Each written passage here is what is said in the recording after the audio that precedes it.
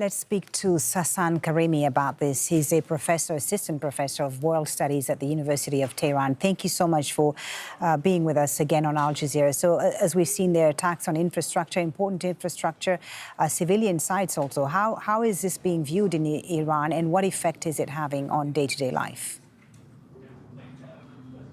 Thank you for having me first. It is, Iran is very big, so not necessarily all these measures affecting our personal life one by one.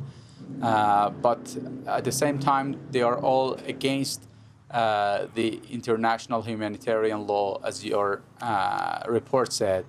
And this is not the end point. From Iranian point of view, from the official point of view, and also the national point of view, on the streets, it is not. It shouldn't be ended here. I mean, it is not enough that the whole world or the lawyers or Iran all say that these measures are against the international law, but they also need to be retaliated somehow, somehow very painful. And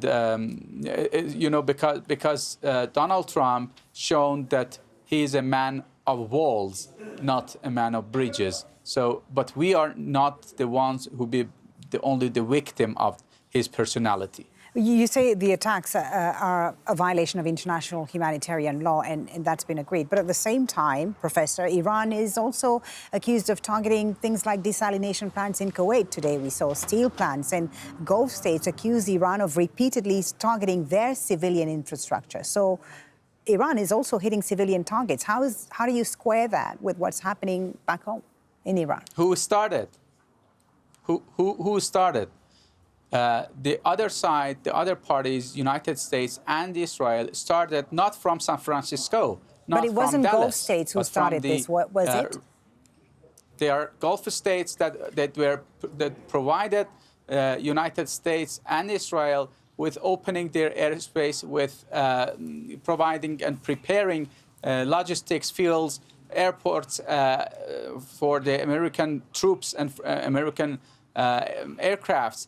And open their airspace for the Israeli aircrafts. This is against the Muslim Brotherhood and also against the international law. That this initiation is not from the American soil, but is from the regional soil. That we cannot retaliate in San Francisco, New York. Yeah.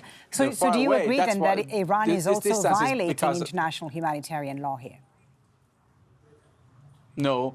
Because Iran didn't accept these measures. Also, Iran is retaliating. There are remedial measures under the Article 51 of the Charter of the United Nations. Every country can have its legitimate defense. This is what Iran is going to do.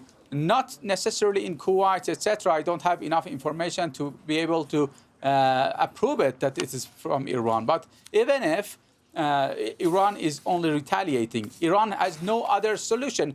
This is because of the ties between the some of the regional countries and the United States about the security. They can stop every measure from the American and Israeli parties against Iran. Every single help, then they will be in the safe side.